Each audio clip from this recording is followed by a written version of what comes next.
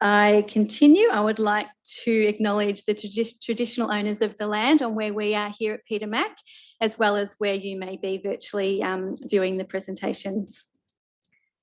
So I've got a very exciting lineup this evening. We've got Andy Dimmick, who's our Chief Nursing Officer, who's going to share with you what it's like to be a nurse here at Peter Mac. And we've got Professor Mai Krishnasamy, who's going to specifically talk about the cancer nursing side of things. So you'll learn more from what you've learned out in the booths with some different perspectives with different roles. Then we've got our amazing Caitlin, who's one of our graduate nurses of this year. So Caitlin's going to share with you what it's like to be a graduate nurse here at Peter Mac, the here and now. And then following that, I will talk about the graduate nurse program in more detail, and then there'll be an opportunity at the end to ask questions.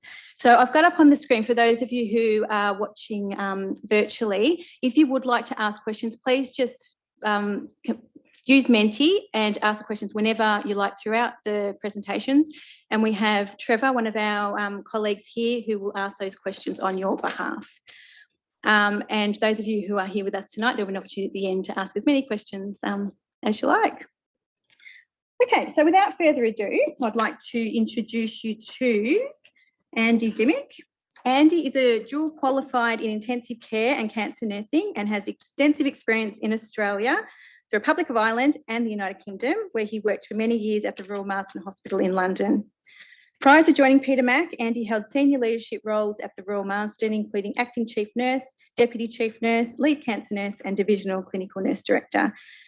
Andy currently serves on the board of the International Society of Nurses in Cancer Care and on the Technical Advisory Committee of the Union for International Cancer Control. He is passionate about the patient experience and driving innovation in healthcare. So thank you, Andy. Thank you very much, Michelle. Thank you, and again, to extend my warm welcome to you all. So you've heard a little bit about me. I'll just give you a bit more about my background. So I'm the Chief Nursing Officer here at Peter Mac, and I've been here for about 18 months, but I've had the ability to work in many places across Australia and across the world. Nursing is really, really a fantastic career. Of course, I'm biased and really welcome you to your future career in nursing, in particular, hopefully in a cancer nursing career. So I've had the ability to work in many different settings, in the inpatient setting, ambulatory care. Predominantly my background has been in cancer intensive care, but also in leadership roles, education, and some other aspects. So as part of my role, I just remember those first days as you are now today, looking at where you're going to go in the future and where you're going to be. So the shoes that I'm in, I never thought I would be here where I am, but I am. So I'm originally from Shellharbour in Wollongong, so still feel like I'm sometimes from this little country town on the south coast of New South Wales, but here I am as the Chief Nurse at Peter Mac. So for yourselves at the beginning of your career, think big, think grand. Nursing is a fantastic career. Despite the challenges we face as a profession, we get stronger and we work together to deliver the excellence in patient care that we all strive to do each and every day. So the opportunity to join the graduate nurse program is really, really important. And again, reflecting on my own practice, my first year was the foundation year working in clinical practice. And very quickly, you become from a student nurse into the role of a graduate nurse. And before you know it, you're teaching your colleagues of the next team that are coming through. And you'd be surprised how much you know. So it's very, very easy to be concerned and worried. But as part of the graduate nurse program, you'll have a great team of people here. Many of you met just outside. So I have the privilege to work alongside such great nurse leaders, and every single nurse in this organisation is a leader. We lead our patient care, our departments, our teams, and make sure that 24 hours a day, we provide the excellence in patient care that we all strive to do. So my background's dual cancer and intensive care, and my journey in cancer nursing has been probably the last 20 years, and it's been the most rewarding. So I've seen the changes in cancer nursing practice from wards where everyone was having chemotherapy, the same chemotherapy, to now personalised medicine. And you'll be at the forefront if you join us at the graduate nurse program, delivering these new innovative care and models of care. So the nursing that we deliver today or provide today will be different in the future, and you'll be the ones that will be helping us deliver and drive those changes forward. So Peter Mac itself, we're an integrated cancer service. We provide cancer treatment, as you'll be very well aware, research and education. So all of those things combine together to make sure that we're delivering the best care we can at the beginning of the patient's journey, right through to the survivorship, and supporting our colleagues beyond a cancer centre. Most importantly, our people are the most critical component. We can't deliver excellence in patient care if we don't look after each other. And part of the graduate nurse program with Michelle and the team is that you have that support that you need, plus the wards, educators, the PDNs, the practice development nurses, the nurse unit managers, and the wider nursing team. So nothing is ever a silly question. And again, we encourage people to ask and question, why are we doing certain things certain ways? And also to think about, have you thought about doing something different from your experience?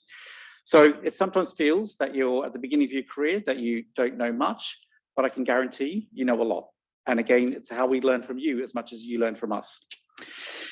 So again, we really want to strive to make sure that we deliver that excellence in patient care. And we can't do that without all of our input in terms of the delivery of our care and models of care.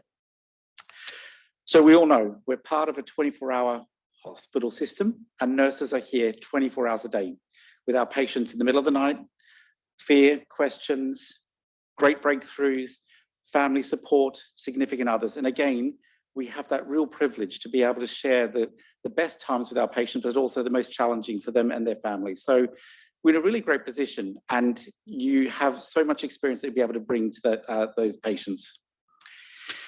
Of course, as we just touched on, the ways that we're going to deliver care is going to be very different in the future at Peter Mac.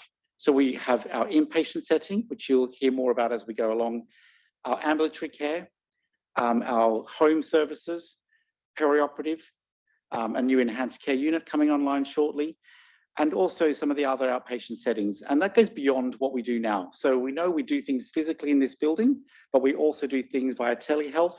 And we'll see in the future more of those technology and those advancements in terms of personalized care, but also the way we deliver via telehealth, via virtual modes. So AI will be coming in. So all of those things that we are seeing now will really revolutionize how we deliver cancer care in the future. So our main campus, as you're aware, is here in Parkville. However, we have our campuses where we provide radiation therapy for our patients in the different areas. So Sunshine, Bendigo, Moorabbin, and Box Hill, I nearly forgot there. So again, we have a combination of expertise with our radiation therapists, our medical colleagues, and bearing in mind, no matter what we do as a nurse, we work together with our colleagues in an interprofessional manner. So nothing that we do, we don't do without all of our colleagues, irrespective if it's our a housekeeper, a PSA, a patient services assistant, or a consultant. Everything we do is all to support that patient care and their journey through the organisation. However, we play an enormous part. So again, you have very many opportunities to experience different things in the organisation. So again, working with Michelle and the team, going through where your opportunities of learning are. We've got our academic nursing unit, who provides excellent courses and education and training opportunities. And as you go through your career, there's always opportunities to develop and grow in the organisation. So really, I'll come to a close there just to say an enormous welcome. Thank you for coming along and joining us virtually. We're really, really pleased to have you here and wish you all the best in the next processes. And remember, you're joining a profession that is absolutely fantastic. I could not think of doing anything else myself. However, despite the challenges, we've got great opportunities to work together to provide excellence in cancer care going forward. So thank you.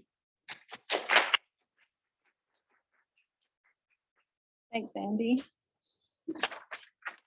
The next presenter I'd like to invite to the podium is Mai Krishnasamy. Mai is the Director of the Academic Nursing Unit here at Peter Mac and the VCCC Alliance Research and Education Lead, Cancer Nursing and Honorary Professor of Cancer Nursing at the University of Melbourne. Mai leads a program of consumer-informed supportive care research that focuses on improving access to and coordination of care for adults with cancer, addressing the impact of social determinants of health on patient outcomes and development and evaluation of nurse-led interventions. She's Deputy Chair of the VCCC Alliance Cancer Research Advisory Committee and Co-Chair of the VCCC Alliance Leading for Impact program. She's a member of the board of the International Society of Nurses in Cancer Care. Mai is a fellow of the American, so here I go again, sorry, there's so much, Mai. Sorry, where'd I go? A past president of the Cancer Nursing Society of Australia and the Clinical Oncology Nursing of Australia. Mai has authored more than 150 peer-reviewed publications and has won competitive research grants totaling 38 million. And believe it or not, she was a grad one day. Thanks, Mai. Thank you. And goodness me, thanks, Michelle. I don't know where you dredged all that up from, and thank you. A warm welcome. It's fantastic to have you all here, and to everybody online, a huge welcome.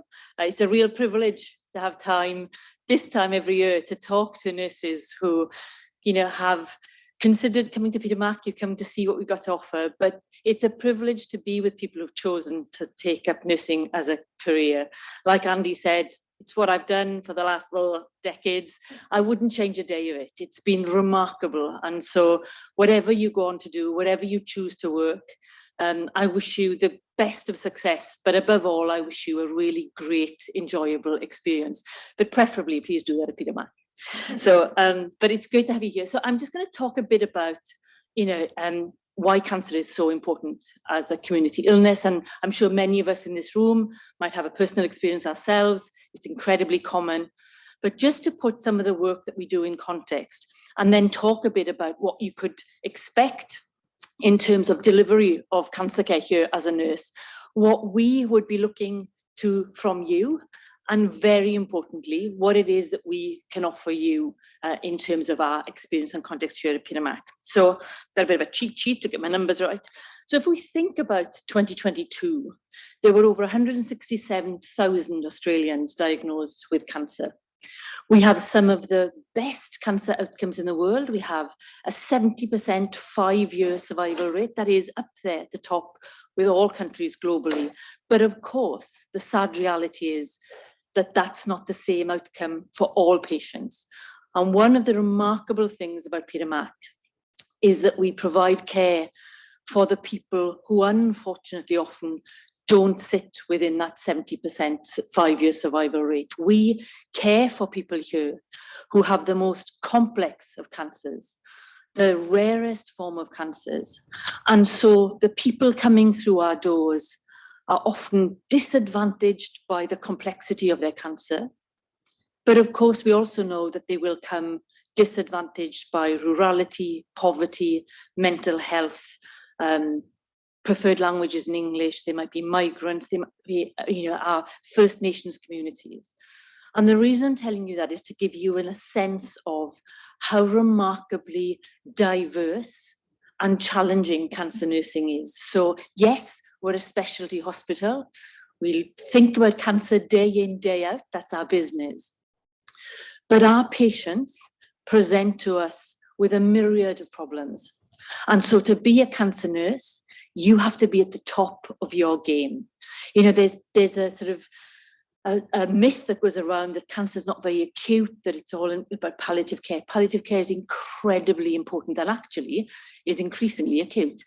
But when you are caring for people who are having curative or cancer therapy or therapies that are about prolonging life, you have to be able to care for people and understand about their cancer, the cancer therapies, and as Andy said, increasingly innovative changing therapies, people who may have florid and complex mental health issues at the same time, cardiac issues, renal issues.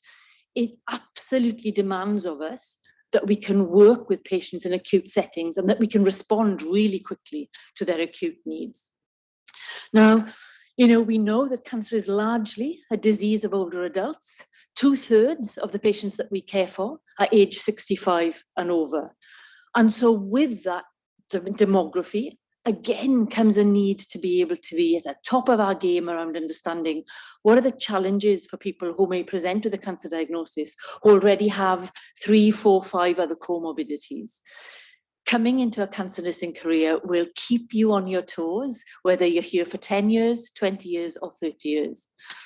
And as Andy said, we're in an environment where cancer, as we know, not just here in Peter Mac or Australia, but globally, is the most rapidly changing specialty of all medical specialties. It is also one of the most expensive. We have remarkable therapies that even 5 years ago, we wouldn't have thought about. And so as a nurse in that environment, you're constantly learning. You're never sitting on your laurels. You get comfortable with your knowledge, you use your knowledge wisely, and then something new comes along to keep you learning and developing for as long as you want to stay here. It's an incredible specialty to work in. And of course, above and beyond everything are the people that we care for. Many of us will know through family experience or personal experience that once that word is said, I'm really sorry, you have a cancer, your world turns upside down. Your world turns upside down, your family's world turns upside down. Everything changes in that split second. And so to be an exceptional cancer nurse, yes, you have to be able to do the acute, exciting, fast-paced stuff. But you have to be able to learn the skills to sit with somebody in that moment of distress, that moment of fear, that moment of uncertainty, and with their family members, when nothing is ever quite the same again, whether that's at the beginning of a diagnosis, whether that's when somebody's finished their treatment and they've done really well and they're going off into survivorship, but that niggling doubt always stays there, that pain, that worry, will it come back? And of course, critically important, as we chaperone our patients and their families towards palliative care and end-of-life care, it's an incredible skill set to be able to be with people and stay with them as they go along that pathway towards end of life, and to be able to be there bravely with people when hard conversations have to be had. And I think I'd really like to pull out something Andy said about the nature of nursing. You know, we work at a time where, you know, there's remarkable stuff happening in the community, there's remarkable stuff happening in ambulatory care, but there is something about being part of an inpatient team. There is something about coming in and having that 24/7 contact with people. So that 3 o'clock in the morning, when that patient summons up the courage to say, I don't know if I can do this anymore, or how do you think this is going? You're there. And you come back the next morning to talk to your team and get their support. So yes, there are really great advantages to being in ambulatory settings, being in theatre, you know, being out on the road with Peter Mac at home, but being in that 24/7 environment for your learning, for learning how to be in a team, in diverse teams, and having the support when you're new into a nursing profession, I can't emphasize enough how important that is. So that's a sort of snapshot of why I think cancer is important and why what we do is important. What can we offer you? We expect of you to bring your best, as I know you would do. We expect you to come, be compassionate, be kind, be brave, not just with our patients and their carers, but with each other. It's a tough gig. Nursing, whatever you nurse, it's a tough gig. And so being there for each other and always remembering, we never know what somebody else is going through, and you bring your best self. That's what we expect of you every day. And what we give you in return is a remarkable learning environment. Whereas Andy said, you can come in at this point in your career and push Andy out of his role in 15, 20, maybe 30 years. But you know, the world's your oyster. We have a pathway of learning that will embed your clinical knowledge and skills as you come in as new nurses, but will give you a pathway where you can see, actually, I want to be a nurse practitioner in sarcoma and work with adolescents and young adults. I want to be a geriatric oncology nurse practitioner or clinical nurse consultant. I want to be the lead clinical educator in theatre. I want to be a clinician researcher. I want to be the next nurse unit manager of the haematology unit. You can do all of that here, and we will enable you through structured pathways to be able to achieve that. I'm lucky enough to work with my colleagues in the academic nursing unit of Mohini, Trevor, Michelle here, and Kath's over there, and there'll be other people online. They are remarkable educators. And our joy and our passion is to give you the opportunity to learn what you need to learn, to work here at Peter Mac or wherever you go, so that you can have the most out of the profession, after the commitment that you've made to come this far and to stick the course through what I can't imagine has been an incredibly tough period for you coming through your training. We're delighted that you're here tonight. We're delighted that you're online, and we would love to see you come and join us. Thank you.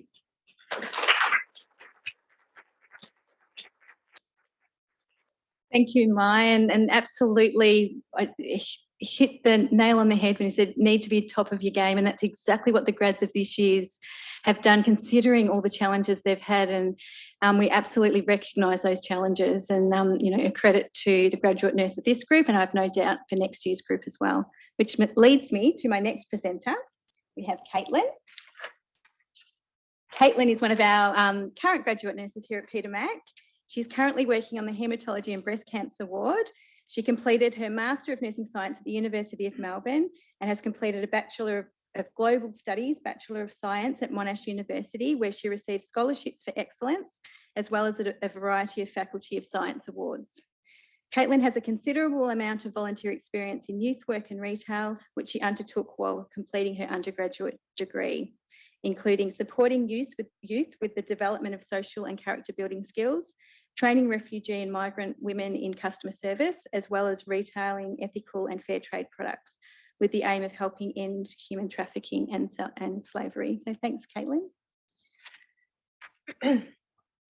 Thank you, Michelle, for that very warm welcome, and welcome everyone. Thanks for coming. So excited that you're here.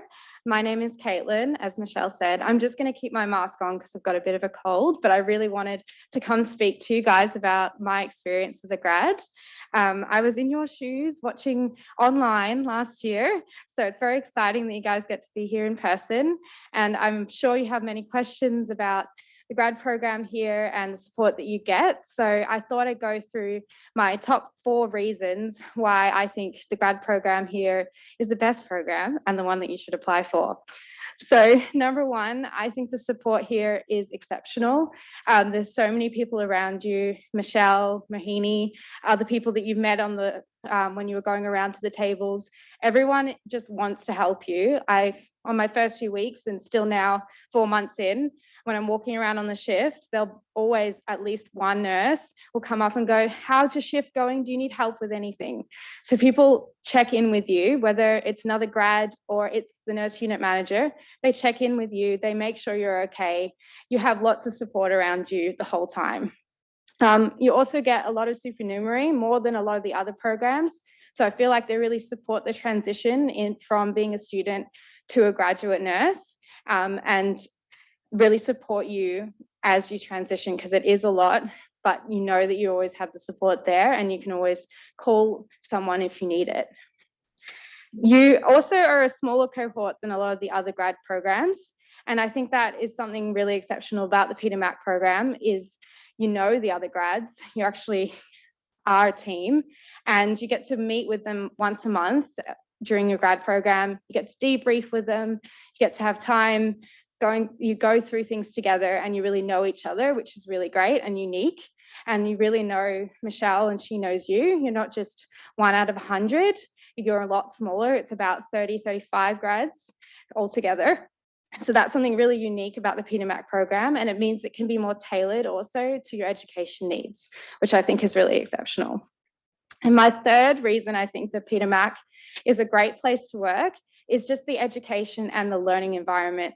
As has been discussed already, it's a fast pace, there's always new things to learn, and so it really cultivates a great environment to learn. We often have education sessions run before an afternoon shift. It's an acute hospital, so you're always learning new things.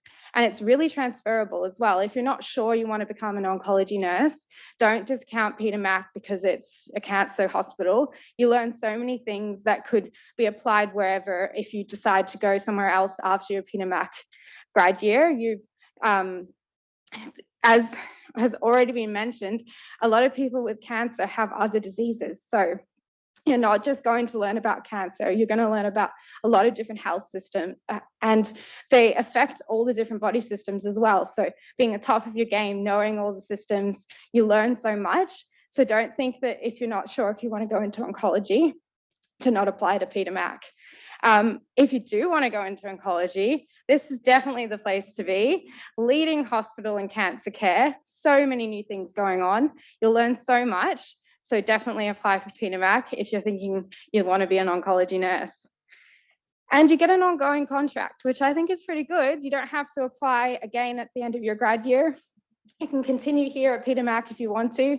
A lot of grads go back to one of the rotations that they've done.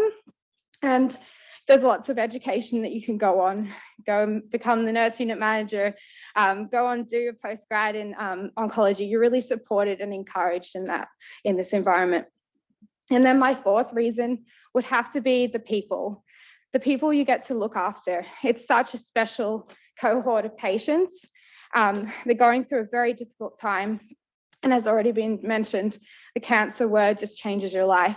But they're just such special people to work with. I have so enjoyed the people that I've gotten to look after, such a diverse age range, background, and I learned so much from them. So many of the patients have, they know a lot about what's going on, and they're really like on top of their health.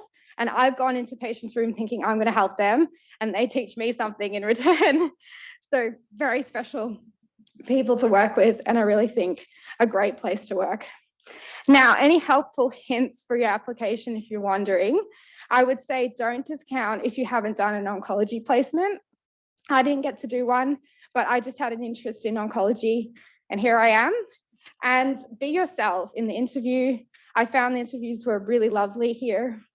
It was actually my favorite interview to do because they actually care about who you are and ask you like about yourself. You don't feel like you're just an applicant. They actually care to get to know you. So be yourself in the interview. And that would be my 2 top tips for your application. I hope this has been valuable, and all the best with the applications. Good luck, guys.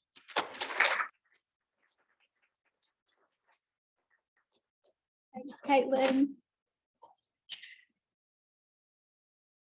Okay, so now we're moving on to the more specific information about the graduate nurse program.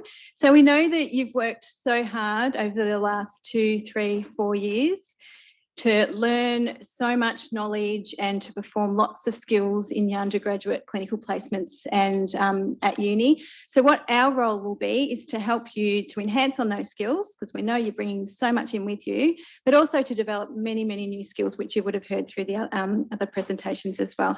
So we have lots of resources available to you, and we want you to continue your love of learning here at Peter Mac.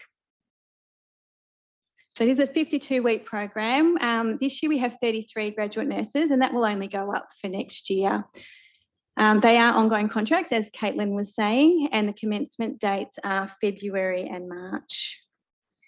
So within our specialty hospital, we also have lots of variety, as you can see, and I'm sure those of you who are in the building now would have had the opportunity to walk around the booths and really seen the the variety of care that's provided within a specialty setting. So we've got majority of the grads will go to the inpatient wards, which is the medical, haematology and surgical wards. We have one graduate nurse who, one EFT in palliative care.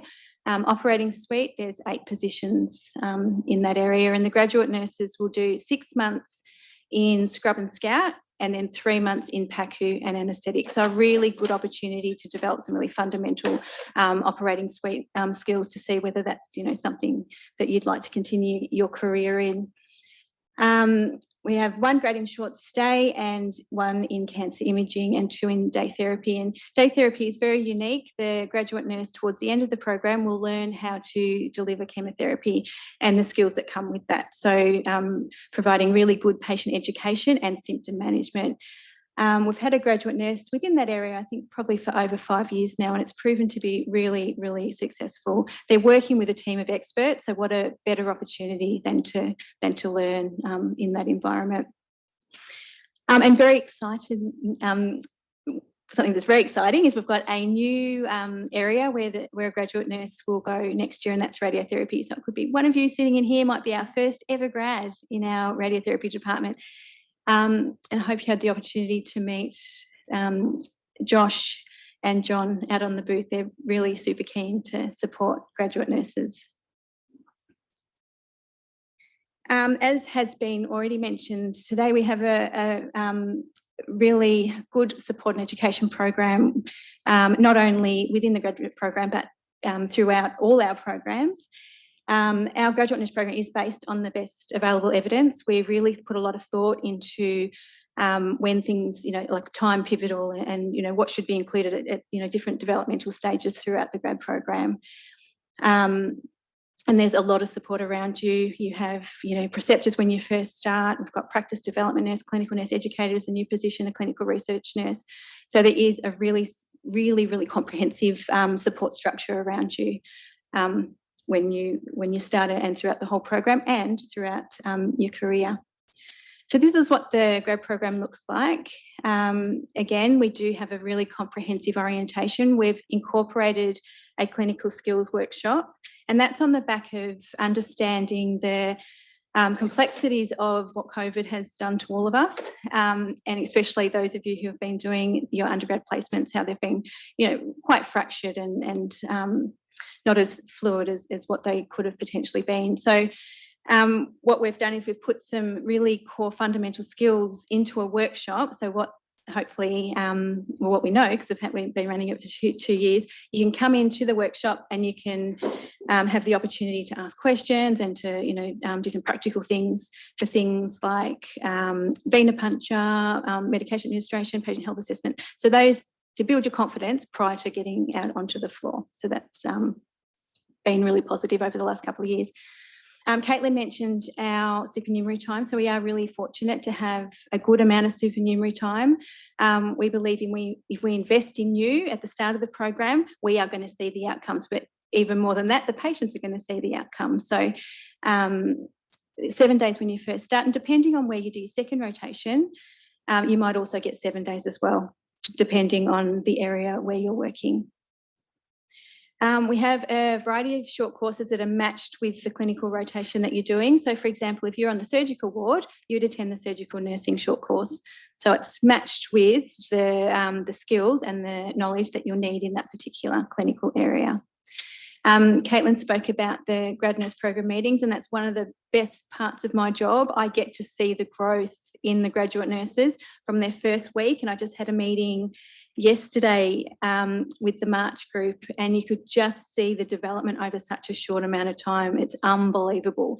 And I think Caitlin articulated it so well. They are so connected together that it's such a rich learning environment. They're so safe in what they say, and you can just see them reflect and grow. So really lucky to have those meetings. And the meetings don't just happen in here either. We know the pub down the road.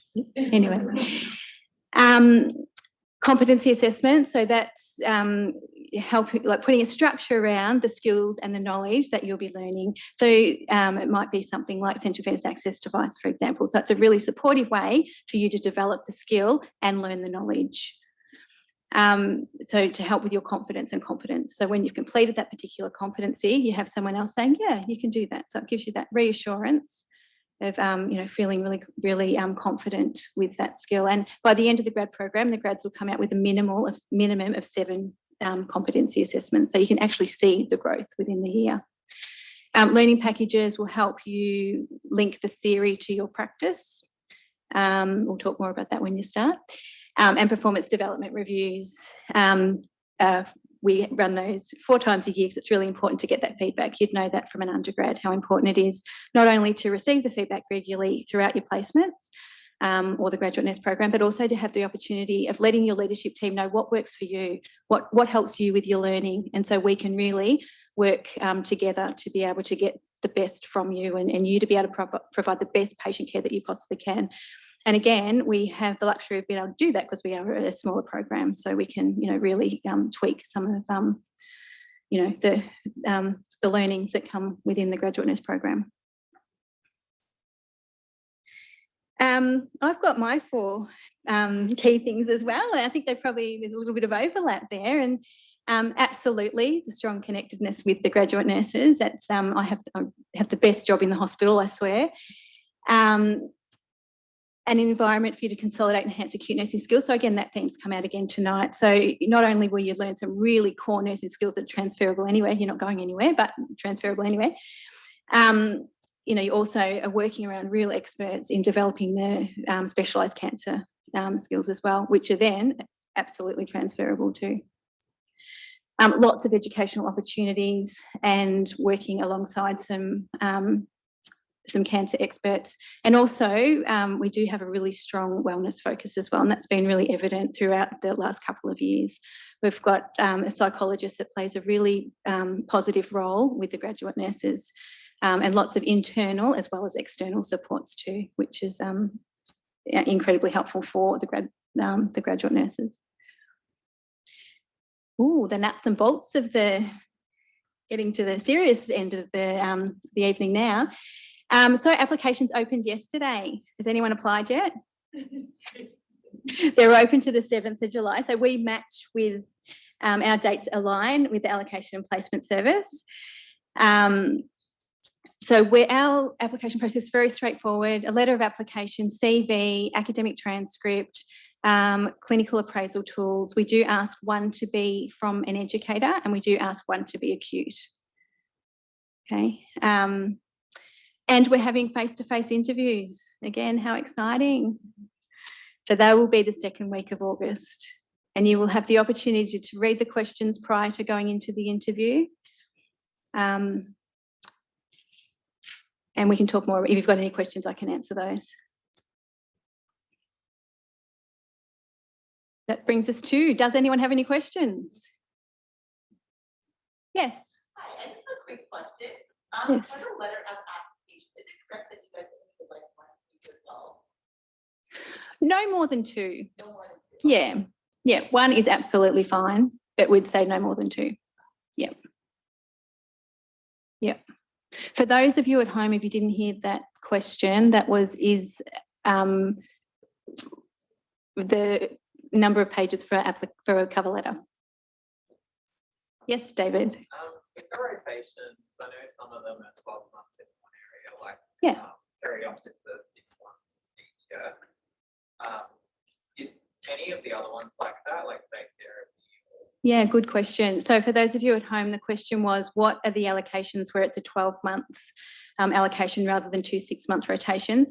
So the areas that are 12 months allocation is theatre. So that's where you do 6 months in scrub and scout, 3 months in PACU and 3 months in anaesthetics. And day therapy is again 12 months because you do 6 months in our medical day unit and 6 months in our chemotherapy day unit. Yeah.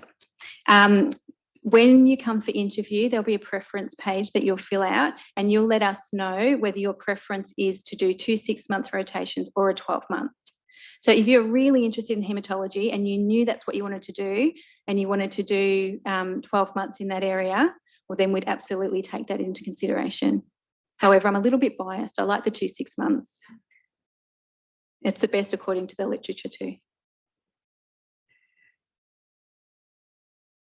Is there any other questions? Yeah. Yes, sorry, just a clarification on the clinical appraisals. Yep. You said one to be at least an acute one, and the other one was to be from the clinical educator. The acute one can be from the clinical educator. Yeah. Yep. And then Yep. the second one being another one from placement, or like if you're a Ruslan, could it be? Yeah, so when so the question was with the clinical appraisal tools, who completes the appraisal tool? Yeah, so one educator, yeah, and the other one can be a preceptor. Yeah, does that make sense? Yeah. And one acute, because I know not everyone has the opportunity to do 2 acute placements, but if you've got 2, that's fantastic. Yeah. Yes, it's Mandy, isn't it? Yes, it's all right. In regards, because for our placement rotation, sometimes our educators weren't able to complete our medical appraisal. Yep. Is it okay for preceptors? And for our acute, this is almost covering us, your educators and all. Sure. So it's a little difficult for us to even get them completed. So they never saw us before. Sure. So Yeah. if we got our educators and our preceptors. Sure. So Mandy was just saying, for those of you at home, that it can sometimes be challenging to get an educator to fill in the clinical appraisal tools. So what we recommend there is just to put in your cover letter, why you haven't included an educator. Yeah, and then we can understand why. Yeah. With the digital AMSAT tools, do we need to get them certified as well? That's a really good question. So that question was for those of you who are tuning in. Do the ANZSAT digital copies need to be certified? No, problem. But the academic transcript does need to be. If it's an original, no. That changed throughout COVID. Yeah.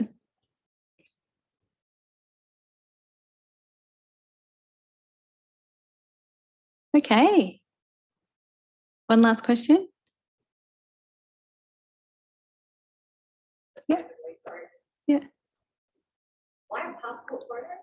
I know some other hospitals Yeah. do it too. I just don't. Yeah. No, really good question. Passport sized photo. And the reason why we ask for a photo is just so we can, like, if I look at the application, it just triggers my memory. So it's more, and then when you interview, it's for no other reason. Yeah. Just helps me to who's who. Yeah. All right. There we go. Not too bad for time. So those of you who have tuned in virtually, thank you so much for attending. And goodbye. And those, sorry. Sorry. I'm sorry, those of you who asked questions. Sorry, Trevor. We didn't forget you. Thanks, Michelle. So there have been a couple of questions about the passport size photos. Did you want to elaborate? So can I confirm that the passport size photo is included in the cover letter, or is it a separate submission? Is it, I think I might have deleted the other one, but there were a couple about the, does the passport size photo have to be a passport photo, or will a photo taken of ourselves be sufficient? Absolutely. Yeah. Yep, absolutely. And putting it on your cover letter or your CV, I think we say on the website cover letter, so stick with what we've said there. How many educators do you have on a shift, and do they work all shifts?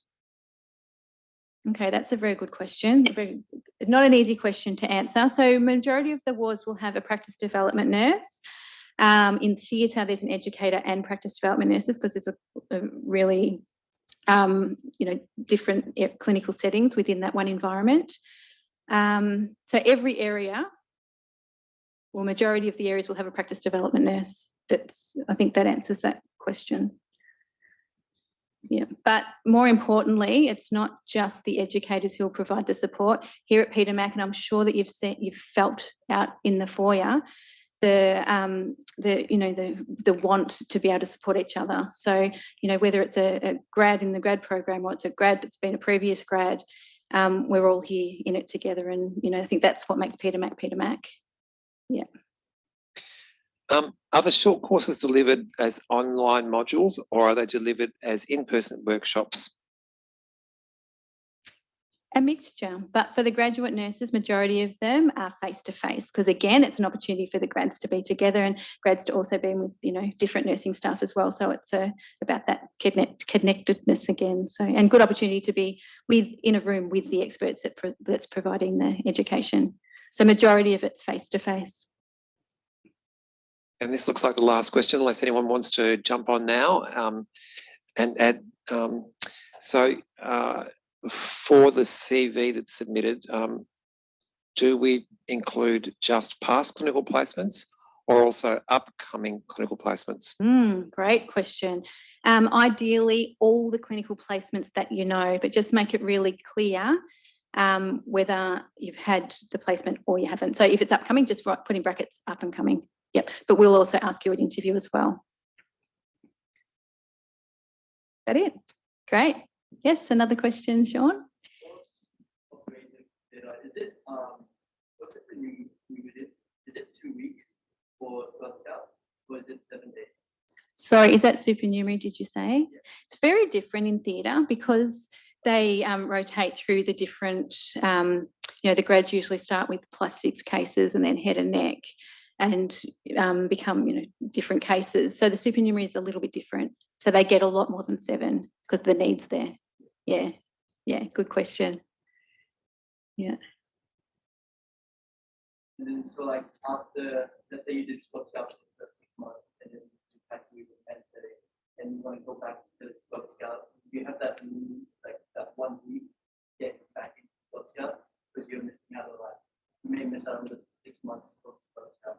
Yeah, you wouldn't be they would look at you and look at what the needs are for you. Yeah, absolutely. Yeah. Yeah. No, that's okay. Question regarding this medical appraisals. Can one be from last year, second half of last year, so it doesn't just this year, you probably prefer over the appraisals. Yeah, good question. So those of you who are tuning in virtually, the question was, would we prefer third-year placements or second-year placements? Ideally third-year acute, but we know that's not reality for everybody. So just thinking about if it's a second year, second half of the year acute, that's perfect. Yeah, does that answer the question? Yeah. Okay, time to have a look around. Awesome. Okay, so Kath is over on my right, your left. She's to a group